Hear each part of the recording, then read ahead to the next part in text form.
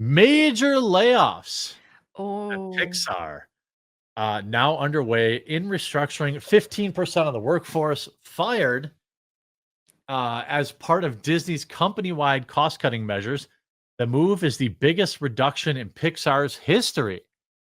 Well, I, I mean, their movies, um, They've gone are not so good. downhill. I Yeah. remember when Pixar used to be like anything they make, I am watching it because Oh, yep. back when they did the Toy Story stuff, Monsters Inc., the good old days of Pixar and their little shorts that they did and all that were just so great. They were very picky about the projects they did and they put out good content. Now it's like insufferable. Well, I pulled up like Pixar lays 175 people off as it's no longer making programs for Disney Plus. Mhm. Um, look, the last few movies that I remember from Pixar included A Bear That Is Representative of a Girl's Period, Yeah. um, Gay Buzz Lightyear without Tim Allen voicing it, and Chris Evans. These are the last 2 movies that I even remember, and Mhm. both were oh, yeah, I'm sorry, also the first lesbian kiss in a children's movie, Right. ever. So, like, I don't know how did they expect anything differently? Turning Red, okay, this movie lost.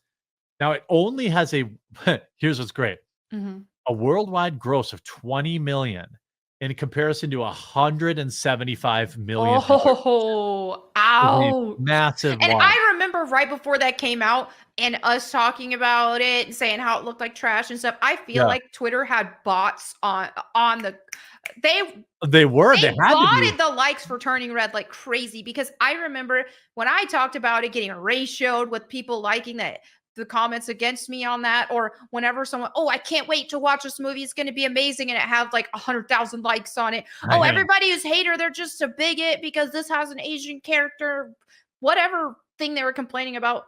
And there were just so many tens of thousands of likes on these tweets. So it's like, wait, it looks like, oh, there's a lot of support for this, but then when you actually see the numbers, apparently there wasn't. There's just a lot of bot action going on Yeah. Twitter. Well, now, like, Master of the TDS always points out that stuff. He's got a pretty good and Upper Echelon, works on that, I think, with him. The It is bots It is. because, I mean, woke people like stuff on Twitter. It's just like, remember, that Keffels, individual who's now been basically publicly disgraced, but Yeah. used to be like, "I've always wanted to ratio," and then be able to get, like, 400,000 likes on a tweet. Well, those are all bots. They are, Like, everyone exactly. yeah, everyone figured that out. Ever since Elon said no more bots, coincidentally, that individual has no longer been able to do that. And, like, Disney and even if they were real people, right, who were talking about, "Oh, good movie, Mhm. good, I'm gonna see," they never did. Just Yep. like all the people who said they were gonna boycott Hogwarts Legacy and never did. A Bug's Life, I don't know, that seems fine. I'm That surprised that was flopped? I loved A Bug's Life. well, it says what's interesting? It says the film only took in 363,000,000 at the box office. That's not nothing. Right. And they also don't label the cost here, so I'm not gonna give them credit for that. Elemental, we know, was a spectacular flop. Um, Yeah. because and they re-released it though, and I Did think that that have like ultimately broke even. a non-binary character, Yeah. something like that with Yep. that one? Mm. Mhm. Cars, this wasn't No a thing. way! There's no way that would be a flop. That was so popular. Yeah, see the ones that this is clickbait because this Pixar box office bombs explain Cars worldwide gross of 461,000,000. That's not a bomb. A Good No. Dinosaur, that I don't know about I that. never even Cars, heard about that one. I don't. yeah, they say it was an underperformance. This is not a great article to have. We know No. Lightyear lost money. Yeah. That lost like $200,000,000, and Soul lost big money too Oh, because that was during the lockdowns too. yeah. But like they had Lightyear. Now it was a weird thing, like from a lore perspective, you could understand why Tim Allen didn't voice Lightyear because they were like, "Well, Tim Allen's the voice of the toy, not actually Lightyear." And it's like, yeah, okay. But You then sound like wouldn't a you want the Redditor. toy to sound like the actual guy? Generally. That's yeah, that makes no sense. This is what these companies do whenever they do things like that. You even see it with Assassin's Creed, for example, is whenever they do something stupid for woke reasons, they have to write a talking point for why, so that all of their woke what would you call it? Like Yeah. all of their pawns that are going to spread the message so that they know what talking point to use, because it doesn't make sense. So it's like, here guys, have a talking point, now defend us. And that's what they've done with this. Oh wait, but it's because it's a toy of the real guy. So now we need all of Yeah. all the Deploy drones the to, yeah, deploy defenders. the Yeah. drones to all say this talking point. And that is why with Assassin's Creed Shadows they have that whole, oh, but this is based on an actual Oh, samurai, did you because they, see yeah. did you see that they trotted out a historian? I think you and I talked about this. I don't know if it was on our stream or if I covered it in a Right. standalone. They're like, actually, and then you look at what the historian has actually done, and they wrote an article, or the only book they ever wrote was about gay dudes during like the Greek, during the Roman Empire. That's Oh all they'd ever, and then wow. they studied gender fluidity or something like that. And I was like, okay, so you trot this chick out who's just an Right. SJW, and then they trotted out, they put these two Japanese guys in kimonos. And they were like, IGN was like ball washing for him, and they like tweeted out this kimono guy. And then somebody, I forget who, I should give him credit. Um, they quote tweeted him and they're like, "Oh, look at this! I like a pop up Japanese guy." I just, not a single tweet on his entire timeline about Assassin's Creed or about Japanese Right. history, but IGN is putting out a video, or IGN's quote tweeting this guy. It was so incredibly obvious that it was like, you know, IGN is, wild. I feel like there's something going on with IGN, because if something is really woke washed, then it's like they're on a mission to try to push that more than anything. And like what they've been doing with the Assassin's Creed stuff, even on the Tomb Raider side, whenever they release that concept art looking thing of Lara Croft looking like a dude, and Yeah. all of a sudden IGN just kept pushing that. Oh, look, guys, this is the new reveal of Lara Croft. This is what she's going to look like. And they keep all of a sudden using that like crazy. It's like, are they getting, I don't know what's going on with this. Like, Well, here's what I think it is. So I don't know if you've ever worked with a partner like this before, like an advertising partner, but I did have one time where they would they weren't paying anywhere near enough for this kind of ball washing, but they yeah. would say like, "Hey, here's a tweet. Can you quote tweet it and debunk this?" Or like, "Hey, here's this. Can you?" And then I was like, "Nah, I didn't sign up for this. Like, I'm not Oh, doing." So my guess is like that wouldn't IGN, surprise me. yeah, like Ubisoft is telling IGN, "Hey, we could really use your help with a little bit of this backlash. And by the way, we're gonna buy another 10 million impressions on IGN.com for, we're gonna buy your Twitter package."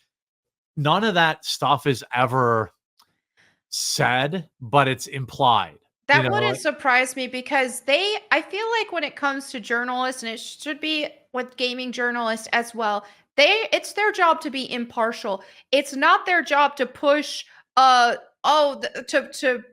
especially when you haven't even, the game hasn't dropped, you haven't reviewed it.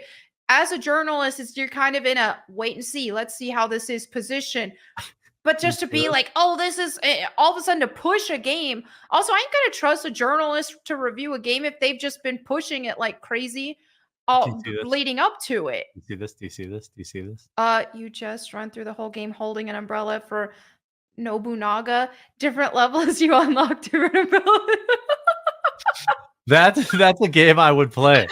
That's funny. Yeah, I like how they've gone, basically this guy was a novelty that the Japanese kept around because they thought his black skin was funny, to a noble hero. And Yeah, they put like, I mean, that's, to bring it back to Pixar, that's what happened to Pixar.